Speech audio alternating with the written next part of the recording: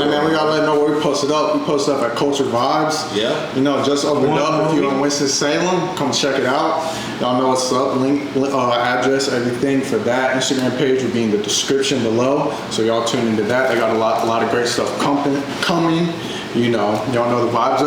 Who we got sitting here? Man, it's the one, Mike Kent Jr., man. Mike Kent Jr., owner and CEO of Culture Vibes LLC, as well as where we at, Culture Vibes Personal Grooming Lounge. You know what I'm saying? So, ultimately, bro, I just want to first start off by saying it's a pleasure and an honor to be able to see it with y'all guys, though, man. I appreciate you. I definitely want to dive into it, man. So, it's an honor, bro, and I'm excited. Thank you. Yeah, so let's start it off. Yeah, we're going to want to get into this for a while. Yeah. We want to start from the very beginning because, you know, obviously we were just talking off camera. Sure. You came a long way, just the growth and everything. And I want to hear it from just the beginning of starting the grind, the process, and everything to where you are now. Yeah. You know, and all that. Man, so Be Real started probably like 15 years ago. Okay. I had an Eddie back when I was younger in middle school, elementary school. I had, you know, everybody got the little Eddie jump. I forgot what people call that jump, man, but I had one of those. So I used to just get like roasted during lunch because, of course, I had a little vampire, you know, little pointy hairline. And so I used to tell my pops, like, yo, you gotta take me to the shop. Like every week I'm telling him, like, yeah, you gotta make something straight, you know. But after about 2 months, my dad is like, yeah, nah, Mike, we're not gonna be doing this here. Like, it started to cost me too much money. I can't, you know what I'm saying? So, he gave me his clippers. Well, I actually snuck into his bathroom and took his clippers. I'm like, I'm not going to school. So I learned, like, I was just like, all right, don't push it back. And I remember OG telling me back when I was coming up, he was just like, when you cut hair, less is more. Because you gotta think, once you go like more, you can't get that back for another about 2 weeks. Yeah. You know what I'm saying? So that was a big thing. So I just, you know, yeah, you can put it up. So I just started, you know, cut my own Eddie off, and I started going further on my line. So I'm like, okay, you know, I can stay clean, you know what I'm saying? So I started learning how to do that. How old were you around this time? So it started when I was 13. 13. Yeah, I was 13. It really got bad in middle school. So I was 13, and I started just taking care of my front line. I only did the straight part. I didn't hit my bars. I didn't go into my C cups, none of that, because again, I didn't know what I was doing. But as time progressed, man, I just started realizing I'm gonna try it. So once I got to that point, I'm like, okay, I can do this. The hard part wasn't the front no more. The hard part was the back. It was like, okay, how am I, you know what I'm saying? I'm gonna figure this out. So I learned that my mama showed me how she would curl her hair with everything, and she would have the mirror in the front, you know, and she would always be able to turn around and, you know, make it work. And so she showed me how to do that, and after a while, I was like, you know what, I might just try it. Like, so I got the mirror, and I was like real slow, real tedious, got it, boom. So after a while, I was like, I can do my own lineups. So I started aging up my little brother, you know, friends in the neighborhood, and I can clean you up, you know. And they was really like my test dummies, you know, my thing is I ain't trying to mess you up. It's gonna always look cleaner than what it was. And so that kind of transitioned to where I was like, all right, well, now I know how to edge up. I want to start seeing if I can like fade. And so I started learning, like doing a little bit fades on my sideburns. Start learning the levels, you know. So all in all, man, start from 13, I was self-taught. Like I've been self-taught. I would watch, you know, YouTube videos here and there. But when I would go to the barbershop, that was my YouTube at the time. I'm watching different barbers, like how he fades, how he lines up, you know, how he lines up. And so I just started really like paying attention to them. And then like the thing that really caught my eye was more of like the relationship. These like at the barbershop, bro, y'all know barbershop is almost like therapy for a lot of people. Yeah. Like you would see the most clean cut guys come in as soon as he sit in that chair, get that line up. It's like everything, he just turned into a whole different person, you know? Yeah. And so I noticed that part about the craft as well. It's more than just what you can do, like with the clippers. It's how you make that person feel in that chair as well. You feel what I'm saying? That's a fact. And so I always, from the jump, correlated the two. You You know what I'm saying? And so as time progressed, my mother started really seeing it. I was getting into it for real, you know. And so I started taping my sides out. I got good at it. And for the longest, that's all I would do. I would just go even all over, taper the sides, square the back out, you know, basic haircut. My little brother, he comes along, boom, my pops was like, well, you start cutting his hair. Cool. So I started cutting his hair. I got a friend that stayed down the street, started cutting his hair. And it was just little simple stuff, a little cleanup, it wasn't nothing serious. So then time progressed, and my mom, shout out to her, she actually ended up surprising me with my first pair of real clippers. And it's crazy because I got them tatted on my leg. And when she got me my first pair of real clippers, it was just like, okay. She looked at me and said, I believe in you. I think this is gonna do something for you. She would always tell me, your gifts will make room for you. Like, she would always tell me that, don't worry, just stay humble, your gifts will make room for you. I'm just like, all right. So I would just honestly use them as often as I come to I'm cutting my hair 3-4 times a week at this time. Like, you know what I'm saying? Trying to figure it out. Finding somebody, trying to figure it out. So all through high school, it was just the neighborhood, you know, three, four guys that was just letting me cut them up. And my stepbrother, he was older than me, you feel me? So he started seeing out. So he just let me get, you know, here and there. Then all of a sudden my pops, and this is a big turning point for me when my dad was like, can you cut me up? Now I'm like, word, you know. So cut him up, man. And so all through high school, man, I was an athlete. So it wasn't like in my spare time, I was just, you know, trying to make some extra change. Before you go any further, brother, I don't mean to cut you off. I feel like there's a lot to unpack there. For sure. First of all, and one first things that I noticed from you talking about just literally from the day one is you were almost like you would get one skill down, then you'd be like, bet. Then you would add another skill, Sure. and then you get that down, then you add another skill. So how important do you think that was by just mastering just one thing at a time and then just keep building on top of it? Or did you do that consciously, or was that just I'm something? real, like, my dad, man, he could never stick to one thing. Mm-hmm. Like, my dad never could stick to one thing. He would have an idea, and then he would just jump on it wholeheartedly. But then he may get inspiration from when he jumped into it, and then start the next thing, so he would forget about it. And then it's just like, he would let that kind of linger a little bit, play with it a little bit, but he's still on the tail end of mastery of where he was. So, and I forgot how the saying goes, but you don't pretty much want to be the master of one. Jack of all trades, master of none. Yes, sir. You see what I'm saying? So I'm like, okay, I don't personally want to, and I get bored easily too. Once I get into something, it's like, all right, what's next? You know what I'm saying? And so to answer your question, it was something that was just innately in me, you know? Like, I don't personally like to sit in one spot for too long. I try to. It takes a lot of discipline, you know? And that's a whole other conversation where understanding that really does help you understand your level of discipline. You know, to be able to sit down in one thing for a while.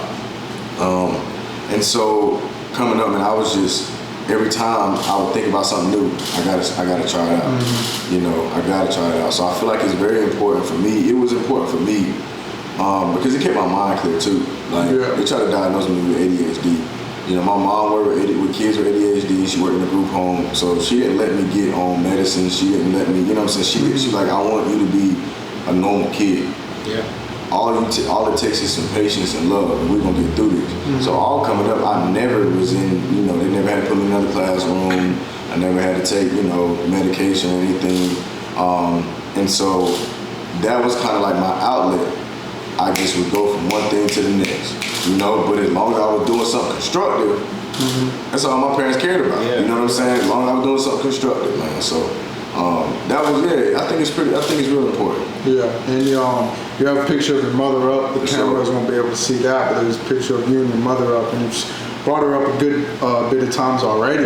Yeah. And you brought up those words that she said to you, and you said right after she said that, you were like, all right, Ben, you got back at it. You may have not realized it, but do you think back now how important it was hearing those words from your mother? I'm gonna tell you straight up, I don't have my mother no more physically.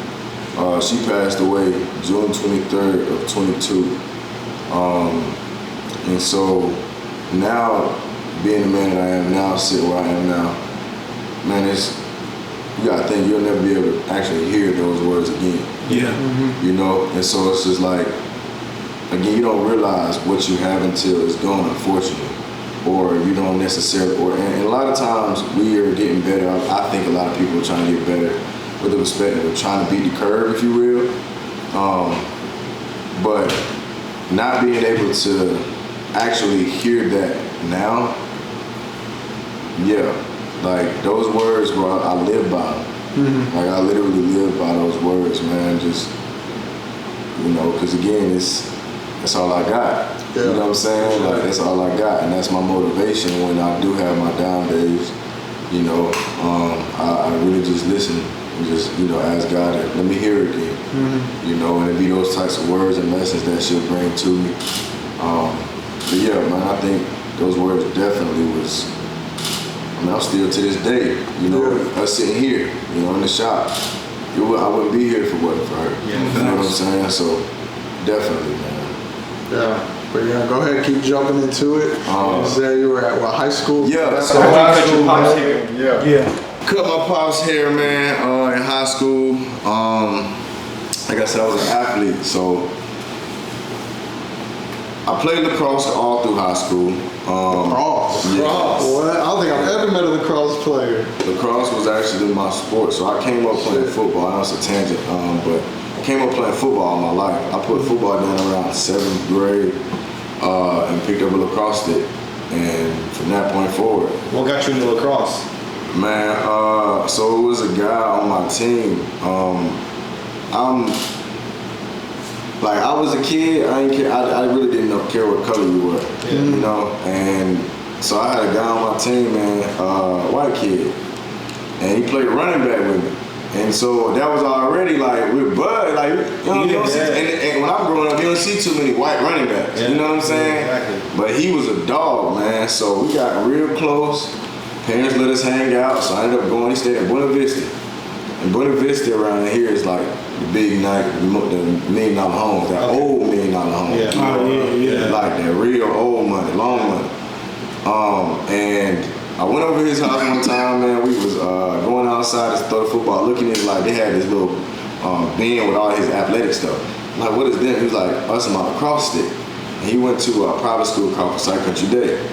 And so I'm like, what's lacrosse, bro? And he was like, well, you pretty much got to use only the stick to throw the ball here and there. I'm like, what? Like, why you want to play that, bro? Like, and I'll never forget it. He said, because it's like playing sideline pop. It's like playing sideline pop, and you can't wrap up though. I'm like, what you mean? He was like, so you know how we tackle in football? I was like, yeah.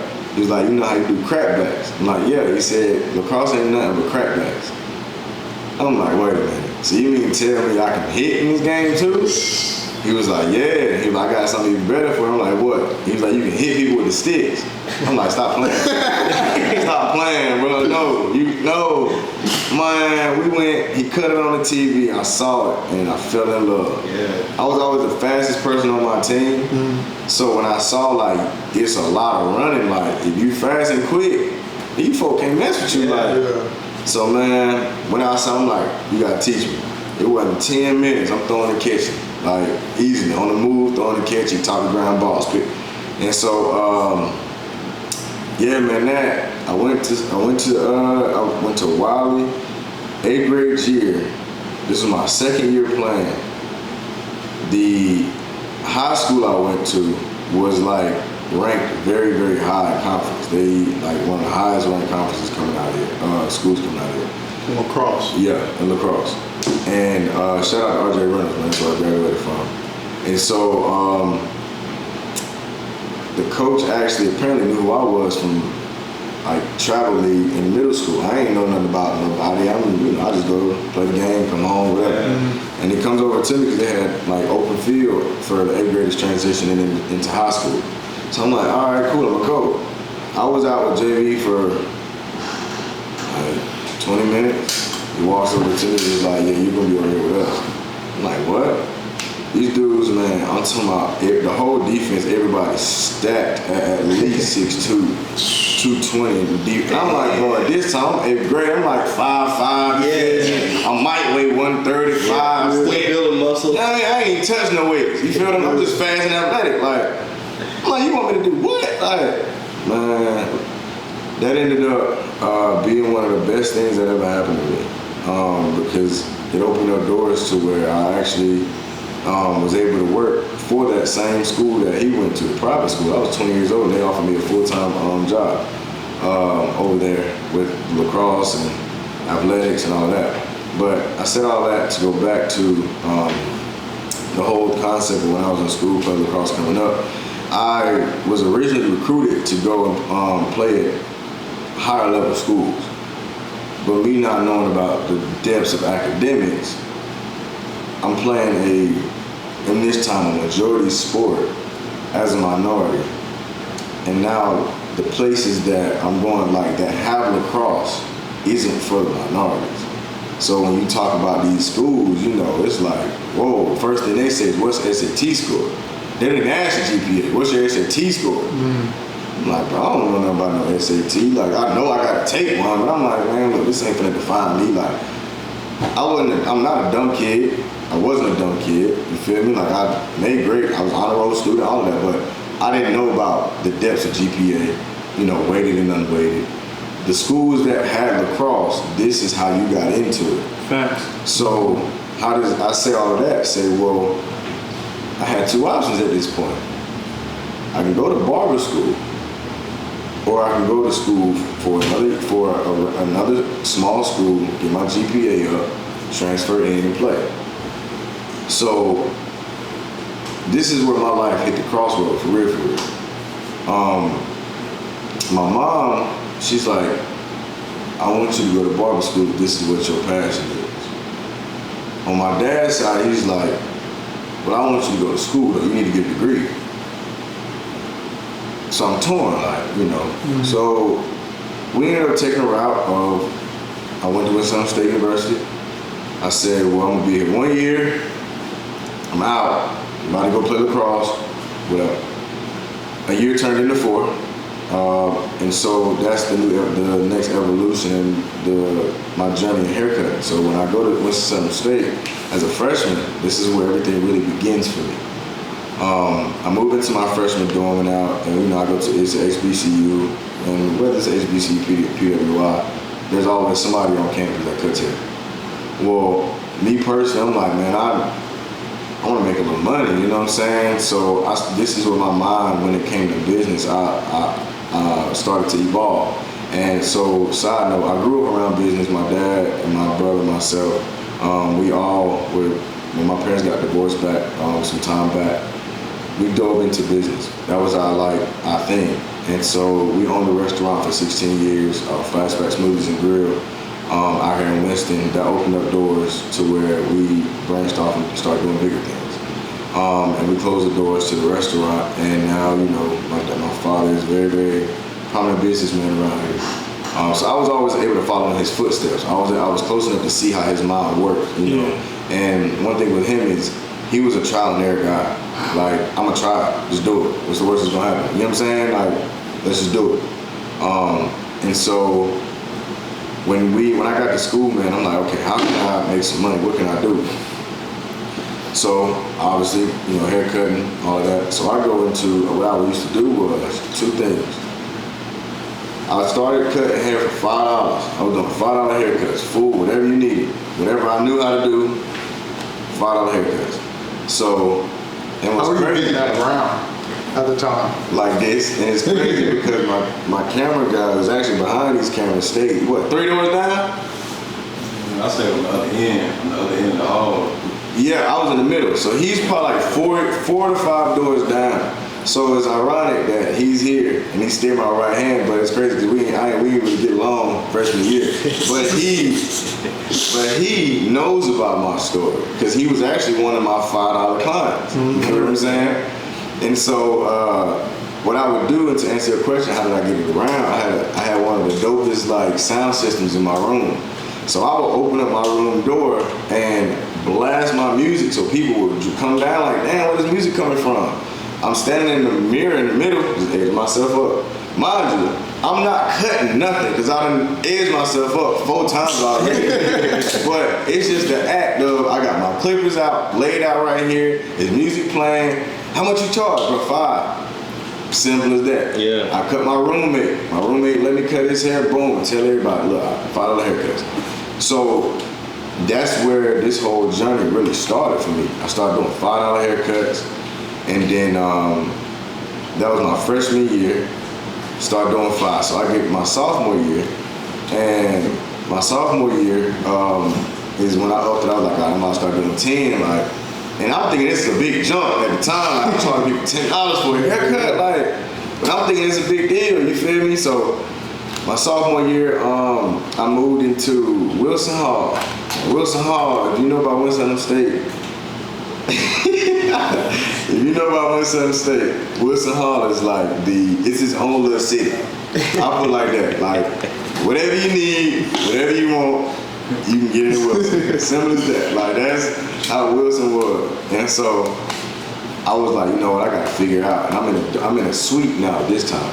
So I'm like, okay, how can I, boom, same thing. If I get in cool with security, they won't trip on me when they hear loud music. If I get in good with their hall director, they won't trip on me because I'm playing loud music.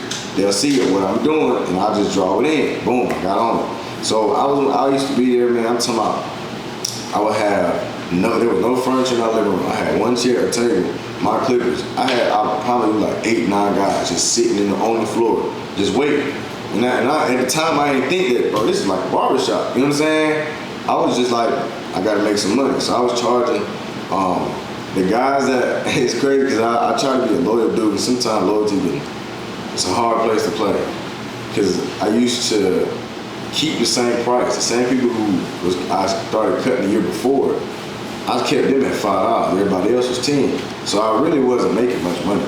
You know what I'm saying? But one thing I did notice is that I was able to get in anywhere because everybody knew my face.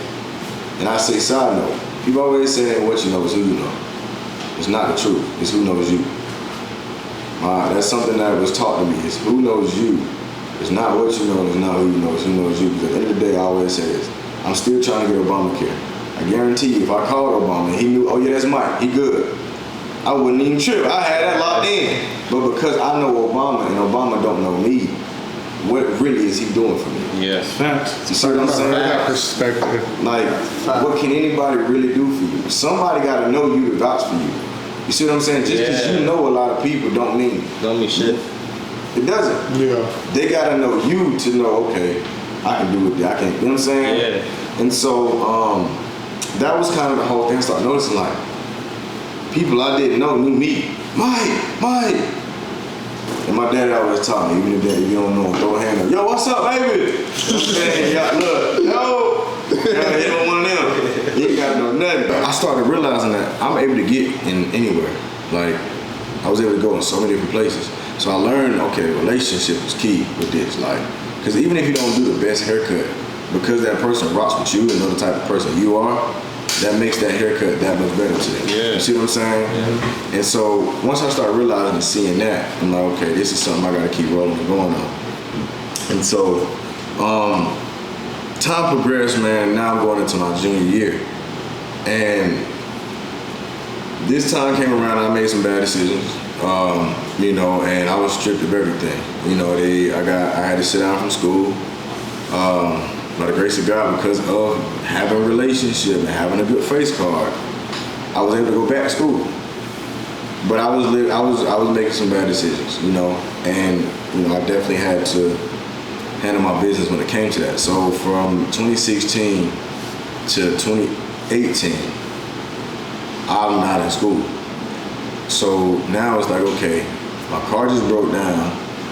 I'm moving back home to my parents' crib. They've already moved everything out of the house, like as far as my room and stuff. So now life really hits rock bottom. I'm literally sleeping on the floor at my parents' crib. Nowhere to be able to, nowhere to get from point A to point B, you know. And it wasn't, you know, my parents definitely supported me in all aspects and arenas. But at the end of the day, when you get in trouble for some stuff that they don't support and condone, they're not going to just jump to want to be your savior, you know. So I'm in my mind, I'm thinking, okay, I gotta make something shake. Feel me? So I ended up Not to cut you off, but I want you to go a little bit deeper into that. Like, what's really going through your head where you're sitting there, like, because most people would just give up. Most people fold in that situation.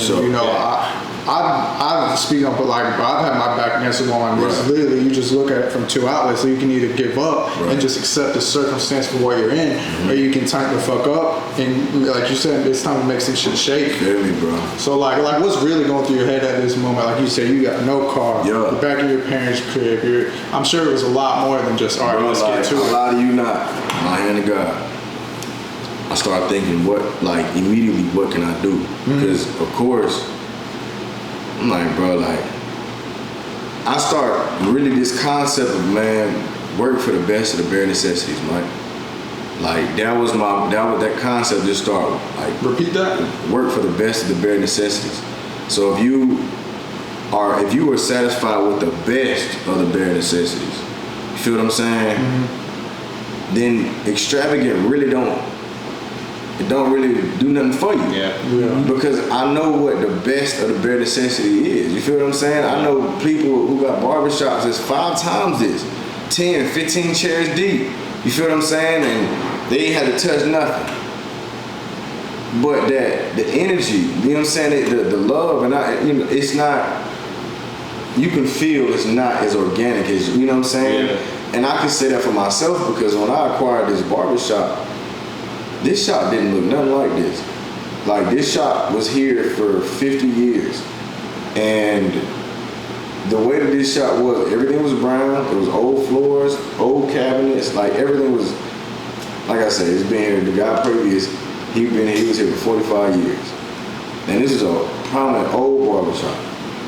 And everything that y'all see now, I did with my 2 hands. I got help. I learned how to do it. They showed me one sink, I did the other one. Like the paint, the ceiling fan, everything.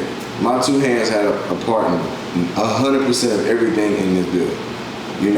And I realized that it's like I had the best of the bare necessities. I got a building, I got a structure, and I got my hands, and I got time and resources. That's the best of the bare necessities. You feel what I'm saying? Yeah. So for me, it's like, and YouTube is we all know YouTube will teach you what you need to know. YouTube University. I'm telling you. And so for me, it's like, okay, I'm finna make something shake. Like, perfect example. These chairs we sitting in.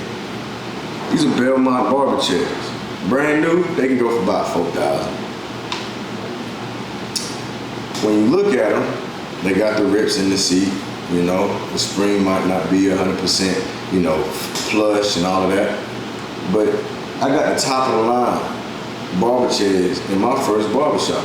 I got the best of the bare necessities in this mug. I'm not in here with, something that's all flashy, that's cheap, don't do nothing for me. You feel what I'm saying? Yeah. I'm not in here with fold out chairs, you know what I'm saying? Yeah. Lined up like, we working for it. Nah, I got the best of the bare necessities. You feel what I'm saying? Yeah. So we make it work. So going back to what we were discussing, it's just like that was my mindset, bro. Yeah, so what made you look so much on like the positive side of things? Because at the end of the day, bro, It's just your character, your nature. My pops ain't, my mama know my father, like, they wasn't about no quitting, bro. Yeah. Like, they wasn't about that. For sure. You know what I'm saying? That ain't going. You ain't quitting nothing. I don't care if you lose dead last, bro. You gonna get your ass up and handle your business. Like, Sure. you know what I'm saying? That was just kind of mentality for me. My dad specifically, my pops, man, great man, great father. I will say that. I would definitely say that. But he raised me with an iron fist for sure. Yeah. You see what I'm saying? Like, I done got hurt bad plenty of times. Boy, get up. You see what I'm saying? That mentality. Don't get me wrong, it can be a double-edged sword. Yeah. But my folks, they wasn't allowing no quit whatsoever. So, it looked like, bro, you got yourself in this situation. Yeah. What's your options? Like, when you really think about it, what's your options? You're not finna sell nothing out of my house. You know what I'm saying? Like, you gonna have to find a way to get you some money, which means get you a job. You in college, you know what I'm saying? You a young man now, so in my mind, I'm like, I'm already knowing this. You feel what I'm saying? And I can't ask y'all for nothing because y'all came to bat for me when I could have been in a whole other situation. You feel me? Like, they showed up. So it's like, all right, I gotta figure this out. And so for me, I literally asked God,